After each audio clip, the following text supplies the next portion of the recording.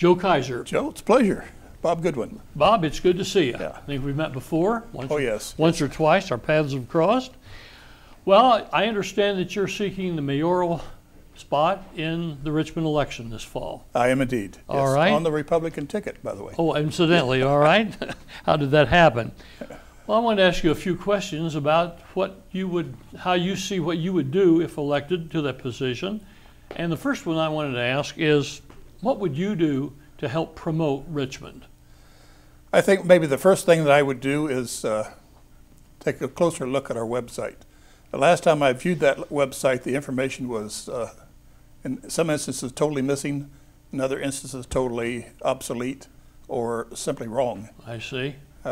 So I believe a website is actually the front door of a community. And if we're going to promote the city of Richmond, we have to have a website that's second to none, reaching out to the world, not just communities or people in the nearby areas.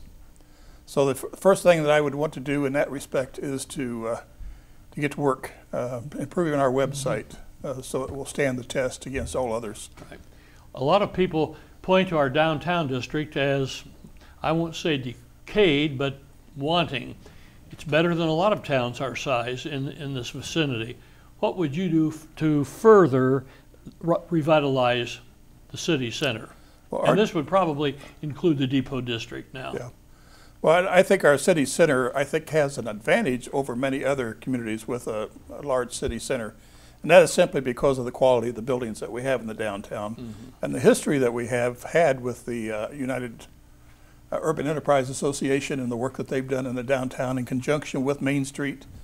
I know in some instances people think that those efforts have fallen short, and they're looking at this new entity, Center City, that is operating now out of the Innovation Center, recently funded to the tune of $300,000, $100,000 a year for each of the next 3 years, and looking at what they can do with their programming down there to improve the situation in the Center City. And certainly as mayor, I want to work very closely with them to make sure that they're successful. But I do want to couple that, as you mentioned, with the depot area. The depot area is extremely important as well because it is connected with a corridor. And when you think in terms of shopping in the downtown area, that automatically comes to mind that includes Fort Wayne Avenue, the depot area, and that sort of thing. But right adjacent to the east side of the depot building is Mechanics Laundry. Right. Mechanics Laundry, I know, has some environmental challenges, and that can be handled. But one of the first things I want to do is acquire that site and develop it into parking for the people that are coming to the depot and to the depot area. Good. Well, what can you tell us about Richmond Village? Well, the Richmond Village, I think, goes in conjunction with promoting of retail throughout our community. And I think the village itself is the most recent development that we have in commercial, retail commercial real estate. It includes Menards, Kohl's, Best Buy, companies like it, national companies that have come to Richmond. One of my favorites happens to be Frisch's, which is, I really missed them when they went out of business. But those particular businesses have, within the last 4.5 years, contributed about $5 million to our assessed valuation. And they jointly provide in excess, well, millions of dollars in tax dollars to our community. And I found out here just recently that they, through a poll that I did myself, there's 558 jobs contained in all those various businesses out there. So I think it's fantastic what they've been able to do. And that would not exist now if it had been left up to the current mayor. Because at the time that these people came to town wanting to do this development, I was planning director. And I made a recommendation to the Planning Commission and to Common Council. This is a project that should be rezoned and the development plan should be approved. And it was. They got all that through council. The mayor vetoed it. It was overturned by the local courts. And now we have millions of dollars in income, $5 million in assessed valuation, 558 jobs, in spite of the current mayor, not because of her. All right. Well, what else can you think of that you would do that would help boost the local economy in addition to the Richmond Village? Well, I have several things that I could mention, but I have a platform. The platform itself has 5 planks in it. It starts with jobs, goes to safety within the community, education, budget, and then finally vision.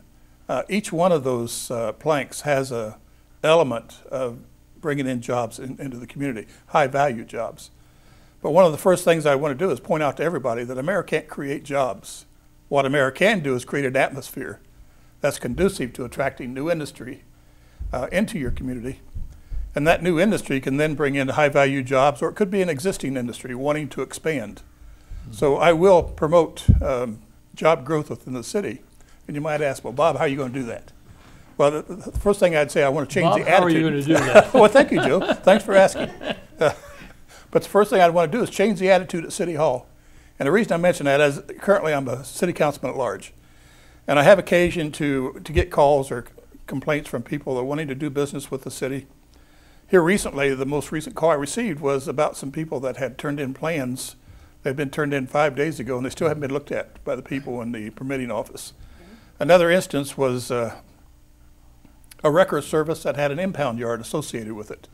The impound yard for this particular contract, which was to be let by our Board of Public Works and Safety in November of last year, they have to have a certain drainage area as part of their impound to capture any leakage that might come from wrecked vehicles. And this might be a tanker car or whatever, but we don't want them polluting next door properties.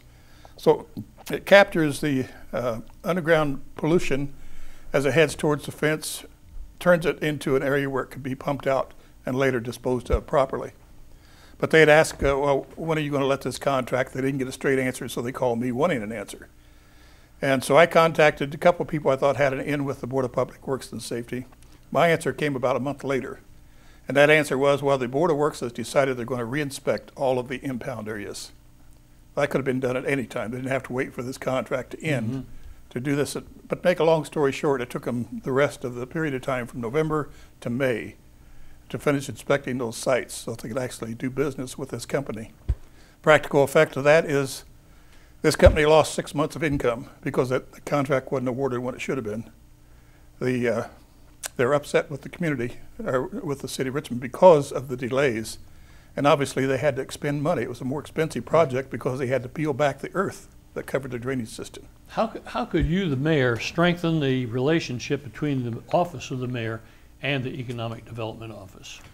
Well, the first thing I want to do is work very closely with the mayor's appointees to the Economic Development Corporation Board of Directors. And that is simply from the standpoint of my wanting to know exactly who they're dealing with from outside of town and who they might be dealing with in town that's interested in expanding. But in conjunction with that, I want to work with the EDC staff so that we're have good relationship between my office, their staff, and then ultimately work on the relationship between the two of us and the state EDC office. Bob, one of the last things I wanted to ask is this. I know that you had many years that you worked in city government in various capacities. You have a degree in urban planning. How do you feel that that urban planning degree will help you be a better mayor? It was quite obvious from the beginning when they contacted me wanting to come to the city to help them run a city planning office. I came in as an assistant planner, and this was actually under Byron Clutie back in quite some years ago. And I've served with every mayor since that time. Both Republican and Democrat. Both Republican and Democrat. The thing about that particular position, it's a matter of advising people. They're free to take your advice or not take their advice. Some have taken it, some have not. This thing with Richmond Village, my recommendation was that it should be approved. The mayor didn't like that idea. She vetoed it. And then we wound up getting it reversed in court. And of course, now we've seen the benefit of that. All right. Well, Bob, it's been great that you've come in today. Appreciate it. And we'll see you when election time rolls around after the weather cools. Thank you, Joe. Thank you.